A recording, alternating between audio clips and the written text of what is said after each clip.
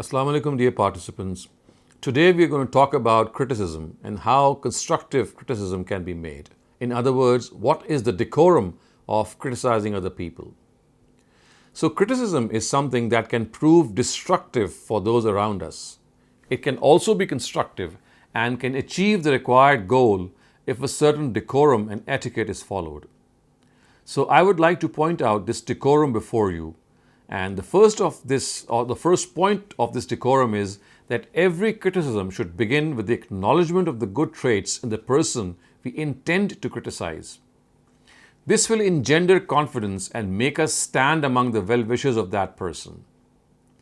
The second important decorum of criticizing people is that criticism should be directly communicated to the people or the person we intend to criticize instead of talking to other people.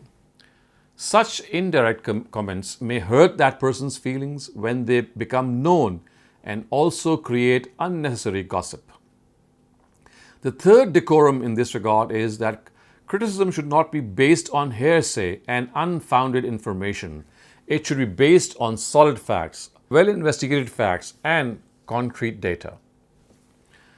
The fourth decorum of constructive criticism is that it is inappropriate to criticize a person for a mistake at the very time he is making it. This often creates a reaction in that person and also does not allow him the opportunity to calmly reflect on the substance of the critique. The fifth and final point of this decorum is that over-criticism or repetitive criticism should be avoided.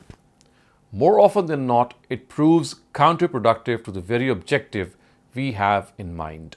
So these are the 5 statutes of constructive criticism, and it is hoped that if we follow these statutes, we'll be able to contribute positively in the lives of other people around us.